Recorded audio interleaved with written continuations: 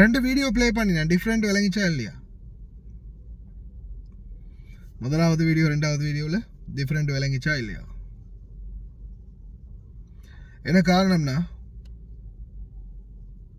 கருப்பு வெள்ளை, அதாவது இப்போ நீங்கள் பார்க்குறதும் இப்போ சாதாரணமாக இப்போ என்னோட வீடியோக்கள்லாம் நீங்கள் பார்த்துருப்பீங்க. என்னுடைய ஒரிஜினல் வீடியோடைய கலர் வந்து எவ்வளோ அழகாக இருக்குன்னு. இப்போ இது என்ன டார்க் கலரில் இருக்கு, ஒரு கருப்பு கலரில் இருக்குது அப்படின்னு பார்த்தீங்கன்னா, ஆமாம், நாம் இன்னமும் அப்படி தான் இருக்கிறோம். அதாவது வெளிநாடு வாழ் தொழிலாளர்களாகிய நாம் இன்னமும் அப்படியே தான் இருக்கிறோம். அதுதான் காரணம். ஏன்னா என்னால் முடிஞ்ச அளவுக்கு நான் என்ன பொறுத்தவரையில் திட்டி பார்த்தாச்சு. இன்னும் கொலை பண்ணலை, சரியா? இன்னும் கொலை பண்ணலை, கை வைக்கலை, அடிக்கவும் இல்லை, கொலையும் பண்ணலை. அது ரெண்டும் தான் பண்ணலை. அதிகாரிகளாக இருக்கட்டும், ஏஜெண்ட்டாக இருக்கட்டும், அராஜகம் பண்ணுறவங்களாக இருக்கட்டும், இது மட்டும்தான் பண்ணலை. கடைசி ஒரு காலத்துக்கு அதுவும் பண்ண வருமோ தெரியல, சரியா? ஒரு காலத்தில் அதுவும் பண்ண வருமோ தெரியல இந்த பயணத்தில். ஏன்னா அந்த அளவுக்கு மோசமான சிச்சுவேஷன் தொடர்ந்துமே எங்களுடைய தொழிலாளர்களுக்கு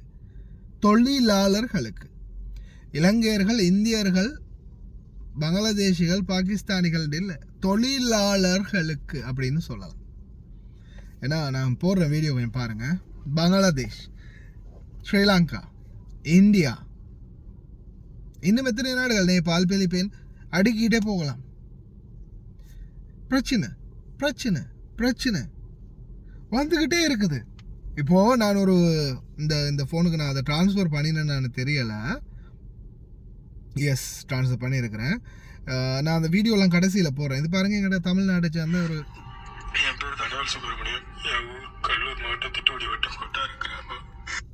தமிழ்நாட்டுக்காரர். இது ஸ்ரீலங்கா. நேற்று தமிழ்நாடு போட்ட வீடியோவில் பார்த்துருக்கேன்.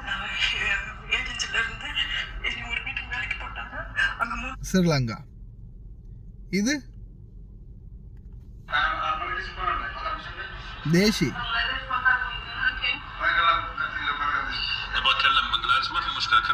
பங்களாதேஷ். அதே மாதிரி நிறைய இருந்துச்சு. பிலிப்பைன் நாட்டு பனிப்பெண் இருந்துச்சு. இந்த இதுவும் ஒரு இலங்கை பனிப்பெண், மலர் சிஸ்டர். இப்போ அல்ஹம்துலில்லாஹ் நாட்டுக்கு போயிட்டாங்க. ஏதோ ஒரு மாதிரியாக நிம்மதியாக இருக்கிறாங்க. இந்த அம்மா 30 வருஷம் வேலை செஞ்சு சின்ன சின்ன பிள்ளைகளாக குஞ்சு குறும்பான இருந்தவனுங்களெல்லாம் வளர்த்து விட்டது அவங்க. கடைசியில் அவங்களே அடித்து விரட்டி கொண்டு போய் விட்டானுங்க ஏர்போர்ட்டில். ஏதோ ஒரு மாதிரியாக காப்பாற்றப்பட்டாங்க என்னுடைய முயற்சியால். இந்த மாதிரி ஒவ்வொரு தொழிலாளர்களும், எங்களுடைய பணிப்பெண்கள், அதே மாதிரி இன்னொரு நாட்டு பணிப்பெண்கள், இன்னொரு நாட்டு டிரைவர், இந்த மாதிரி ஒவ்வொருத்தரும் ஒவ்வொரு ரீதியிலையும் கஷ்டப்பட்டுக்கிட்டு தான் இருக்கிறாங்க. பிலிப்பைன் நாட்டு பணிப்பெண்களோட வீடியோவும் சிலது இருந்துச்சு இல்லையா? அதே மாதிரி அவன் நம்ம ஆளுங்களாவது கஷ்டப்பட்டு அடி உத வாங்கி நாட்டுக்காவது போய் சேர்ந்தாங்க. பிலிப்பைனிகளில் நிறைய பேர் கடைசியில் மண்ணுக்குள்ளே தான் போனாங்க, தெரியுமா? அதே மாதிரி நான் அந்த முக்கியமான விடயத்தை மறந்துட்டேன் இந்த இடத்துல. ஏஜெண்ட், அந்த பங்களாதேஷ் ஏஜெண்ட் இருக்கு இல்லையா? ஏஜெண்ட் எல்லாரும் ஒரே மாதிரி தாண்டா இருக்கிறீங்க. இந்த பாருங்க, இதில் அந்த டிரான்ஸ்லேட்டரை நான் பார்க்குறேன். அவங்க அந்த பேசும்போது জেল জেল কাজ না করলে তুই জেলে যাবি, জেলে তোরা বাংলা সাহিত্য মিশরানি তোর 10 বছরের জেল দিয়ে দিব। জেল জেল জেল ஜெயில்ல போடுவோம், ஜெயில்ல போடுவோம். எல்லாரும் ஒரே மாதிரி தாண்டா இருக்கிறீங்க. இந்த தொழிலாளர், இப்போ நான் இந்த பிளாக் அண்ட் ஒயிட்டை பற்றி நான் பேசுனது காரணம் என்னென்னா, உலகமே நவீன ரீதியில் மாறிக்கிட்டு இருக்குது. 2030ஆம் ஆண்டு வரும்போது உலகம் இன்னும் மேலே நவீனத்துக்கு, இன்னும் எக்ஸ்ட்ரா நவீனத்துக்கு போயிடும். ஆனால் அன்னைக்கு கூட தடே என்னங்கடா ஃபோன் அடித்து கொள்றீங்க, அன்னைக்கு கூட வீட்டு தொழிலாளர்கள் இந்த வேலைக்கு வரக்கூடிய தொழிலாளர்கள், வெளிநாட்டு தொழிலாளர்கள் அன்னைக்கும் அதே நிலைமையில் அப்படியே தான் இருக்க போகிறோம்.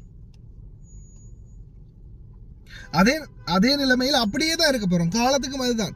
நம்மளுக்கு ஒரு விடிவு காலமே இல்லையா அப்படின்ற மாதிரி தான் இருக்குது. அவ்வளோ கவலையாக இருக்குது. பார்ப்போம். இந்த முறை ஜனாதிபதி அனுரகுமார திசாநாயக்க இலங்கை ஜனாதிபதியிடம் நாங்கள் அந்த 15 கோரிக்கைகளை வைக்க போகிறோம். அதுலேயாவது ஏதாவது விடிவு காலம் பிறக்குதான்னு பார்ப்போம். பல அரசாங்கங்களை கண்டாச்சு. இந்த அரசாங்கம் ஏதாவது ஒரு மாற்றங்களை கொண்டு வருமானு பார்ப்போம். அதே மாதிரி தான் நான் சொல்கிறது எங்களுடைய இந்திய சொந்தங்களுக்கும் யாராவது ஒருத்தர் முன்வாங்க. ஏன்னா உங்களுடைய சோஷியல் மீடியா பக்கம் போனாலும் ஏதோ அவங்க நியூஸ் வாசிக்கிறாங்க, அவ்வளவுதான். நியூஸ் வாசிக்கிறாங்க, அவ்வளவுதான். ஜஸ்ட் நியூஸ் வாசிக்கிறாங்க. மற்றபடி இறங்கி அலிபா இருக்கிறாரு, இறங்கி செய்கிறாங்க. இருந்தாலும் இன்னும் பவர் வேணும், இன்னும் வேணும். சாதாரணமாக உதவியை மட்டும் செஞ்சுட்டு போகிறது மட்டும் இல்லை, கொஞ்சம் இறங்கி ஃபீல்டில் ஒருத்தர் 2 பேராவது வரணும். நான் அழிஞ்சாலும் என் மக்கள் காப்பாற்றப்படணும் அப்படின்னு என்னை போல வரணும் கொஞ்சம். அதுதான் எங்களுடைய ஆசை. ஏன்னா என்னை பொறுத்தவரையில் நான் எப்போவுமே சொல்கிறது ஒன்று தானே, நான் என்ன இழந்து சரி ஒரு 1000 பேரை காப்பாற்ற முடியும்னா அதில் எனக்கு ஒரு சந்தோஷம், அவ்வளோதான். என்ன இழந்து சரி, நான் இல்லாமல் போய் இன்னொரு 1000 பேர் காப்பாற்றப்படுறாங்களா இருந்தாலும் அந்த நிலைமைக்கு தான் நான் இன்றைக்கும் ரெடியாக இருக்கிறேன்.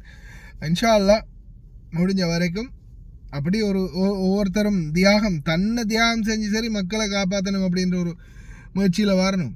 நம்ம இறப்புடுங்க போகிறானுங்க தான் இத்தனை வருஷம் 11 கேஸு போட்டு கடைசியில் இப்போ 8 கேஸு தான் மீதி இருக்குது. அதுவும் முடிஞ்சிடும். ட்ராவல் பேன் போட்டிருக்கானுங்க. இந்த நாட்டை விட்டு வெளியேறதா இயலாதுன்றானுங்க. நாட்டுக்கு வந்தால் நாட்டில் பீரோவால் அதில் இதில் எனக்கு கேஸ் போடுவோன்றானுங்க. படா அப்படின்ற மாதிரி தான் நான் இன்றைக்கும் போயிட்டுருக்கிறேன். இறைவன் துணை இருக்கா, மக்களுடைய ஆதரவு இருக்குது. இது மக்கள் எத்தனையோ பேர் யாருன்னே தெரியாது. நான் அவங்களுக்கு ஒரு வார்த்தையால் உதவி பண்ணியிருப்பேன், அவ்வளவுதான். சதுர உதவியும் பண்ணியிருப்பேன், சிலருக்கு வார்த்தையால் உதவி பண்ணியிருப்பேன், அவ்வளோதான். நீ நான் நல்லா இருக்கணும் அப்படின்ற அதுக்கு மேலே என்ன வேணும் பார்த்துக்கலாம். இறைவன் இருக்கிறான், எது வந்தாலும் பார்த்துக்கலாம். கடைசியில் அட்டாச் பண்ணியிருக்கிறேன் வீடியோஸ்கள், கொஞ்சம் அப்படியே ஃபுல்லாகவே பாருங்கள். முடிஞ்ச டைம் இருந்தால் பாருங்கள். எங்களுடைய பணிப்பெண்கள், இந்திய சகோதர சகோதரிகள், பங்களாதேஷ் பணிப்பெண், எல்லாரும் ஒரே கேட்டகரி தான். அது எந்த நாடாக இருந்தாலும் சரி. இதே அமெரிக்காவில் லண்டன், ஜெர்மன், கனடா, பிரான்ஸ், ஏன் இதே குவைத்தில் ஒரு குவைத்தி பணிப்பெண்ணாக வந்தாலும் அதே தான் நிலைமை, மாறாது. ஆனால் அதை மாற்றணும். இன்ஷா அல்லாஹ் பார்ப்போம். முடிஞ்சா பாருங்க. ايش في مشكلة؟ ليش ما يبغى؟ ها؟ ليش ما يبغى شغل؟ وينهم؟ ها؟ بنغلاديش. ليش؟ ما يبغى شغل خلاص؟ طيب توك الحين تيجي واحد يوم. ايش مشكلة؟ ها؟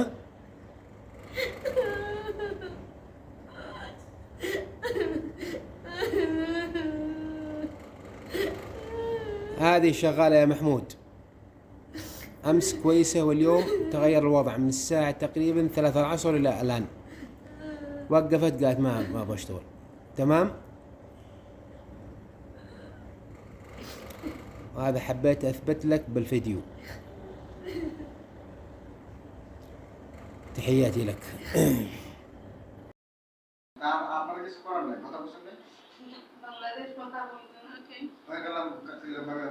ابغى اتكلم بنجلاديش، ما في مشكله اتكلم بنجلاديش، بس ليش ما تبغى شغل الحين؟ ليش مشكله؟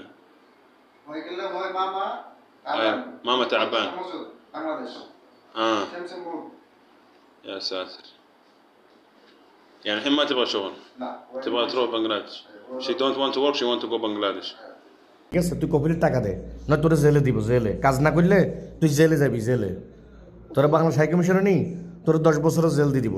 জেল একবারে বাংলাদেশ আন্দারে। ঠিক আছে, হয় সুন্দর মতো কাজ কর, আইসোস কালকে, এখন নাটক কর। আর কাজ না করে তুই জেলে যাবি, ওদের টাকা লাই। ওরা পুলিশ পাঠাবো, পুলিশ পাঠায় জেলে দিয়ে দিব। ওকে, ঠিক আছে, জেল।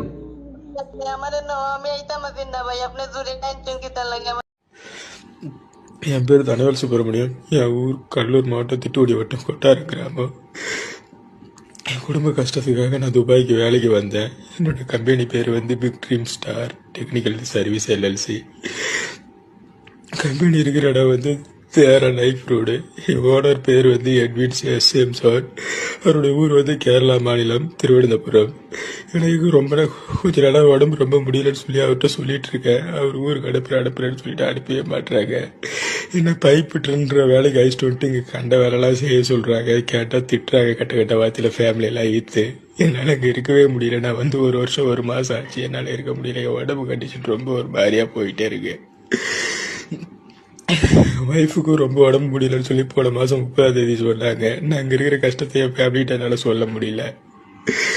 தயவு செஞ்சு மத்திய அரசுக்கும் தமிழக முதலமைச்சர் ஐயா ஸ்டாலின் அவர்களுக்கும் என்னுடைய கோரிக்கையை வைக்கிறேன். தயவு செஞ்சு என்ன இங்கே துபாயிலேருந்து மீட்டு நம்ம தாயகத்துக்கு தமிழ்நாட்டுக்கு என்ன அழைச்சிட்டு போயிட்டு என்ன நல்லபடியாக வச்சுக்கிட்டு என் உடம்பு ரொம்ப முடியல. தயவு செஞ்சு ஸ்டாலின் ஐயா என்ன நல்லபடியாக தமிழ்நாட்டுக்கு அழைச்சிட்டு போகுமாறு அவர்கிட்ட வணங்கி கேட்குறேன். தயவு செஞ்சு எனக்கு ஹெல்ப் பண்ணுங்க ஐயா ஸ்டாலின் ஐயா. அஸ்ஸலாமு அலைக்கும். எல்லாருக்கும் வணக்கம். நான் ஏஜென்சிலேருந்து என்னை ஒரு வீட்டுக்கு வேலைக்கு போட்டாங்க. அங்கே 3 மாதம் வேலை பார்த்தேன்.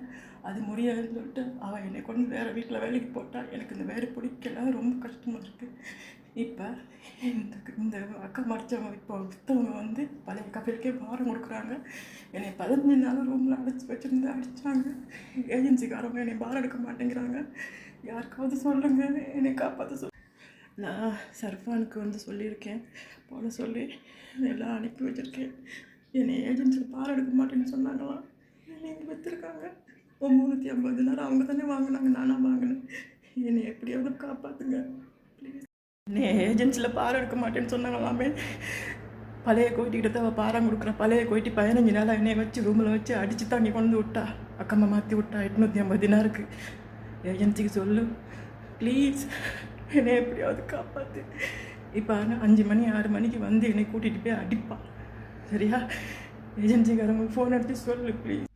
முதல்ல கஃபில் வந்து ஏஜென்சியில் தனாசலில் தான் என்னை எடுத்துகிட்டு வந்தோம். 350 தினார் கட்டி 3.5 மாதம் அந்த வீட்டில் வேலை பார்த்து திருப்பி கொண்டு ஏஜென்சியில் விட்டுட்டாங்க. திருப்பி அவளாக விருப்பப்பட்டு ஏஜென்சிக்காரியில் கஃபில் கொண்டு வேறு வீட்டில் விற்றுட்டு போயிட்டான். யாருக்காவது சர்ஃபானுக்கு கால் அடித்து சொல்ல முடிஞ்சால் சொல்லுங்கள். அந்த வீடியோ அனுப்பி வைங்க. நான் எல்லாமே அனுப்பி வச்சுருக்கேன் சர்ஃபானுக்கு.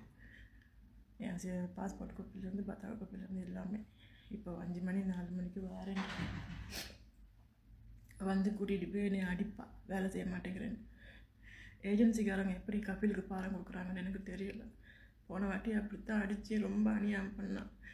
சரி பரவாயில்லன்னு விட்டேன். இந்த பற்றி பாருங்கள். நான் சர்ஃபானுக்கு வந்து சொல்லியிருக்கேன், போல சொல்லி எல்லாம் அனுப்பி வச்சுருக்கேன். என்னை ஏஜென்சியில் பாரம் எடுக்க மாட்டேன்னு சொன்னாங்களாம். என்னை இங்கே வச்சுருக்காங்க. 350 தினார் அவங்க தானே வாங்கினாங்க, நானாக வாங்கினேன். என்னை எப்படியாவது காப்பாற்றுங்க.